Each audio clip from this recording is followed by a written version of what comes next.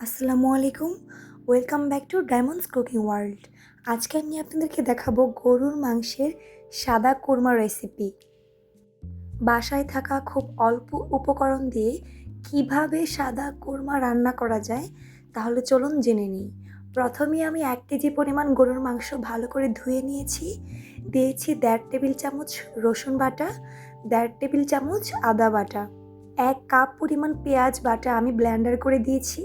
দিয়েছি স্বাদ মতো লবণ 1 চামচ পরিমাণ, মরিচের গুঁড়ো 1 চামচ পরিমাণ, টালা জিরার গুঁড়ো। এরপর দিয়েছি 2 টেবিল চামচ তেল, দিয়ে খুব ভালোভাবে হাত দিয়ে আমি মেখে নিয়েছি। এরপর আমি চুলার আঁচটা ধরিয়ে বসিয়ে দিব ঢাকনা দিয়ে। কিছুক্ষণ পর দেখুন মাংস থেকে কি পরিমাণ পানি ঝরেছে। এই পানি দিয়েই কিন্তু মাংসটা আস্তে আস্তে খুব ভালোভাবে সিদ্ধ হয়ে যাবে। আমি নেড়ে চেড়ে ভালো করে ঢাকনা দিয়ে দিয়েছিলাম। আমি কিন্তু গরুর মাংসের এই সাদা কোরমাতে হলুদের গুঁড়ো ব্যবহার করিনি।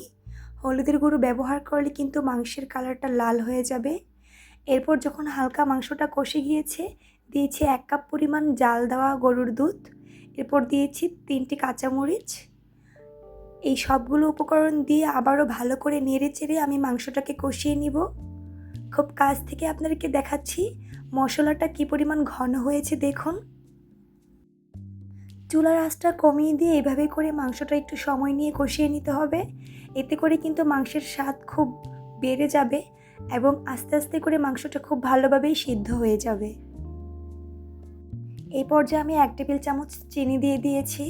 আপনারা খুব ভালো করেই জানেন কোরমা রান্না করতে কিন্তু যে কোনো মাংসের কোরমা রান্না করতে কিন্তু চিনি দিতে হয়, এতে করে স্বাদটা একটু বেড়ে যায়। চিনি দিয়ে ভালো করে নেড়ে চেড়ে নিয়েছি আমি। তারপর আমি ঝোল দিয়ে দিয়েছি। আমি এখানে 2 কাপ পরিমাণ পানি দিয়ে দিয়েছি।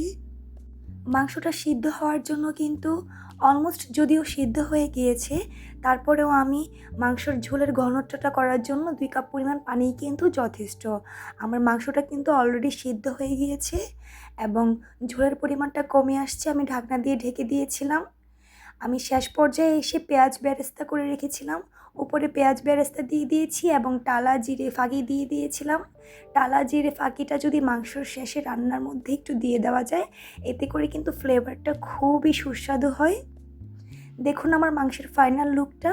আশা করি আমার আজকের রেসিপিটা আপনাদের খুবই ভালো লেগেছে।